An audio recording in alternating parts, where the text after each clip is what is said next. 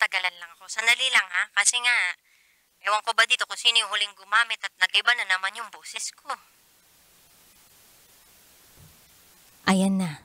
Oh, kala nyo ibang DJ? Nagkakamali ka. Meron kasi ako itatanong eh.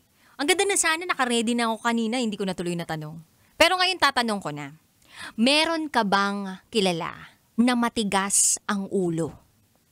Matigas ang ulo ha? Yung tipong hindi sumusunod, hindi nakikinig. Meron ka bang kilalang ganon? Sige nga, ituro mo nga ngayon.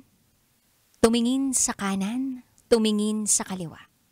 Eto bang taong katabi mo ay matigas ang ulo o matigas ang puso?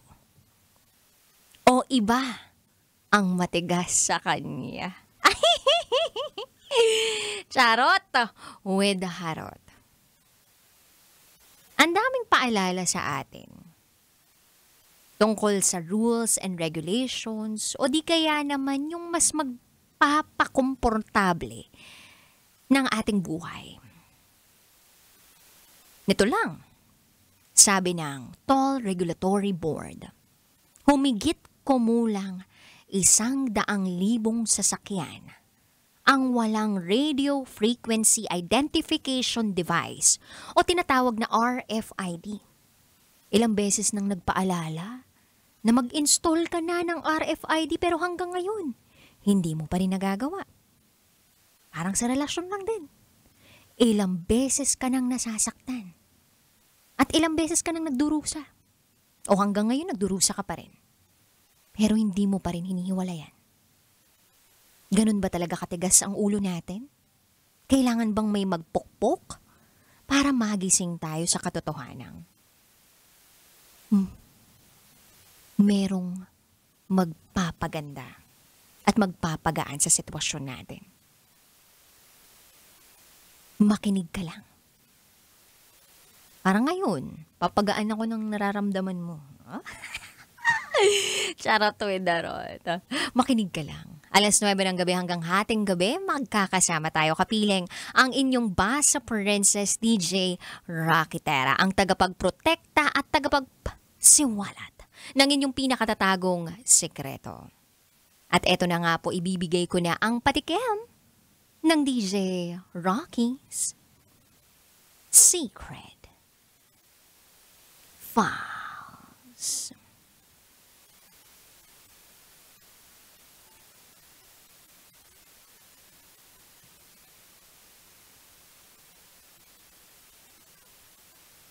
I never said that I love her. In Tagalog, hindi ko naman sinabi na mahal ko siya. Nakulinyahan po yan ng mga napaasa. Sino na dito yung mga napaasa? Alam niyo po ba may 4 na binibini po akong kasama dito sa loob ng booth? Etong mga to, long time friends daw sila. Since 2010 pa sila magkakaibigan. Itago natin yung pangalan ng isa sa pangalang Merl Dizon. Merland Dizon. Yung isa naman, tago natin sa pangalang Amy and Sai and Kate. O, hindi lang po sila isa. In total, 4 po sila. Diba? Wala namang apelido yung ibang binanggit ko eh. Pero kayo ba napaasa na kayo? Napaasa na kayo? Yung tipong hindi naman nagsasabihan ng I love you. Wala naman siyang sinasabing mahal kita. Pero parang, alam mo yun, mapapaisip ka kung mahal ka nitong taong to. Kasi nagpapakita siya ng motibo. Tapos maminsan, embutido. Charot! Charot with darot. Mixed signals kumbaga yung pinapakita. Walang sinasabi. Hindi nagvo-verbalize kung mahal ka. O pakalaro lang para sa kanya. Abangan niyo po yan sa aking pagbabalik. Kapiling pa rin si DJ Rocky. At kayo'y nakatutok dito sa 90.7 Love Radio. Kailangan pa bang i-memorize yan? Basic. Susunod na ang programa. Rocky's Secret Files. Sinira ng tatay ko ang pagkababae ko. Siya. May secret affair kami ng office mate ko. Hindi ko matigilan kasi sobrang galing niya sa Rocky's Secret Files. Secret Files. It's the kind of bleep you never knew existed. Kunwari inosente, pero boy naman pala. Rocky's Secret Files. Secret Files. Kailangan pa bang i-memorize yan? Love Radio.